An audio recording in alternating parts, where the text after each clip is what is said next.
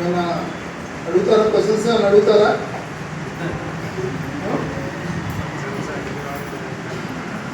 ఏమైనా అడిగితే మీకు నచ్చింది చెప్తా, లేదంటే నాకు నచ్చింది అడుగుతారా?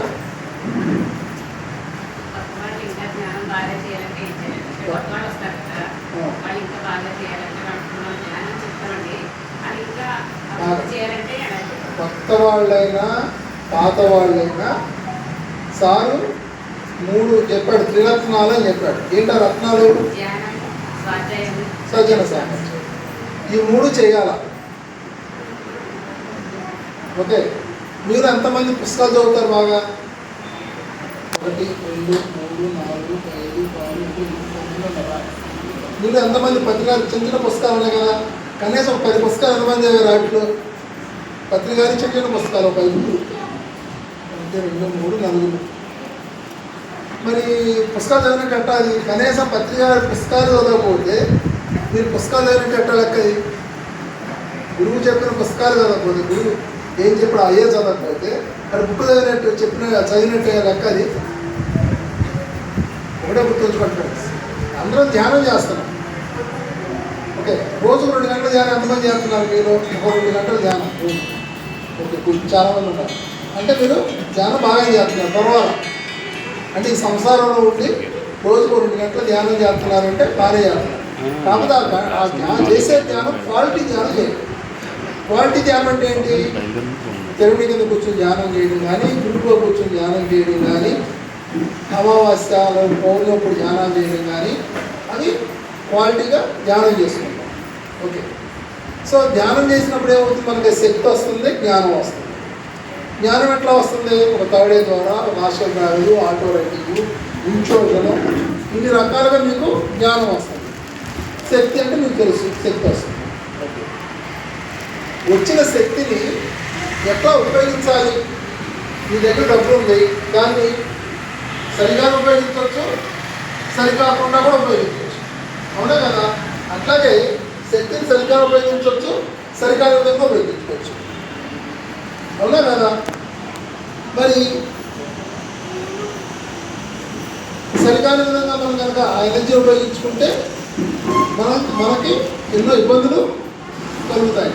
సరిగ్గా ఉపయోగించుకుంటే మన ఎన్నికలకు అది ఉపయోగపడుతుంది. అవునా కదా? సో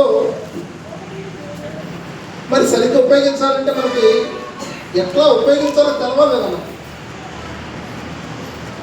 మరి అది ఎట్లా తెలుస్తుందంటే స్వాధ్యాయం చేయడం ద్వారా తెలుస్తుంది. జ్ఞానం మన లోపలే ఉంది, మనమే దైవం కదా. మరి జ్ఞానం మనలో ఉంటుంది కదా. మరి ఆ లోపల ఉన్న ఆ జ్ఞానం డోర్స్ ఓపెన్ అవుతుంది, గుర్తు చేయబడతాయి ఆ బుక్ చదవడం ద్వారా. అంటే విషయాలు మీకు తెలుస్తాయి. ఎప్పుడైతే ధ్యానం చేస్తారో ఆ ధ్యాన శక్తి ఈ తెలిసిన విషయాన్ని ఆచరించడానికి ఉపయోగపడుతుంది. అప్పుడు ఇది జ్ఞానం అవుతుంది. జ్ఞానప్పుడు ఏమవుతుంది? ఇన్ఫర్మేషన్ అవుతుంది. బుక్ చదివో ఇన్ఫర్మేషన్ అది. ఓకే, ఇది ఇట్లా. కానీ అది జ్ఞానం ఎప్పుడవుతుంది? ఆచరిస్తే జ్ఞానం అవుతుంది. ఆ ఆచరించడానికి కావాల్సిన శక్తి మీకు ధ్యానం ద్వారా వస్తుంది. అర్థమైంది పాయింట్? అందుకని ధ్యానం ఎంత అవసరమో పుస్తకాలు చదవడం అంతే అవసరం. మనం ఎదగాలి అంటే జ్ఞానం ఎంత అవసరమో స్వాధ్యాయం కూడా అంతే అవసరం. పుస్తకాలు చదవకపోవడానికి కారణాలు ఎదగమాకండి. నాకు అర్థం కావట్లేదు, నిద్ర వస్తుంది, టైం లేదు, ఇట్లాంటి కారణాలు ఎతకమాకండి. అమ్మా, ముందు పత్రికారు పుస్తకాలు చదవండి, చిన్న చిన్న పుస్తకాలు చదవండి. తర్వాత ఉపయోగ ఆత్మకథ ఉంది కదా, అది మీకు అర్థం అవుతుంది అందరికీ. ఉపయోగ ఆత్మకథ బుక్ చదవండి. తర్వాత ఓషో పుస్తకాలు, అతిశా ప్రజ్ఞ వేదనం, హృదయంలోకి పయనం, ఇట్లాంటి పుస్తకాలు చదవండి. రామ్తా చదవండి.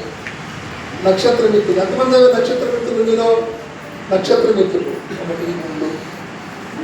నక్షత్ర మిత్రులు ఏముంటుంది? ఈ భూమి మీద నువ్వు ఎందుకు వచ్చావో ఉంటుంది. అది తెలవాలా వద్దా? తెలుసుకోవాలా వద్దా? ఎందుకు వచ్చావు అనేది తెలుసుకోవాలి కదా. మరి ఆ బుక్ చదివితే అర్థం అవుతుంది ఎందుకు వచ్చావు ఈ భూమి మీద అనేది. అదేదమ్మా, న్యూ ఎనర్జీ ఎంతమంది చదివారు? 1. న్యూ ఎనర్జీ చదవడం వల్ల ఏమవుతుంది? ఈ భూమి మీద ఎట్లా జీవించాలో తెలుస్తుంది. అంటే దివ్యత్వంతో ఎట్లా జీవించాలి, దివ్యత్వంతో జీవించడం ఎలా అది తెలుసుకోవాలి. మన బుక్ చదివితే కానీ అర్థం కాదు మనకి. అసెన్షన్ ఒక బుక్ ఉంది, ఆ బుక్ చదివితే ఏమవుతుంది, ఈ భూమి మీద ఏం జరుగుతుంది, మన లోపల ఏం జరుగుతుంది అదే తెలుస్తుంది. మన లోపల కూడా గందరగోళాలు వస్తూ ఉంటుంది, ఇరిటేషన్లు వస్తూ ఉంటాయి, బయట భూకంపాలు వస్తూ ఉంటాయి. దానికి దీనికి సంబంధం ఏంటి? మన లోపల ఉందే బయట వస్తూ ఉంటుంది. ఆ బయట దాన్ని సరి చేయాలంటే లోపల దాన్ని సరి చేసుకోవాలి.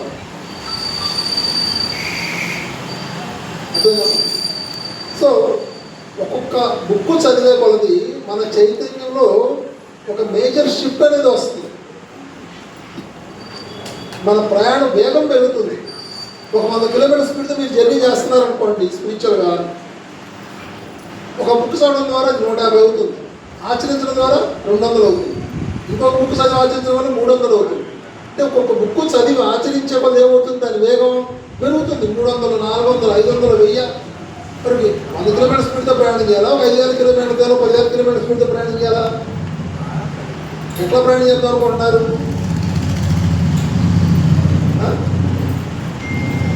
సో అందుకని బుక్స్ చదవాలి. ధ్యానం 2 గంటలు చేస్తున్నారు, కనీసం 1 గంట పుస్తకాలు చదవండి, మీకు అర్థమైన పుస్తకాలు చదవండి.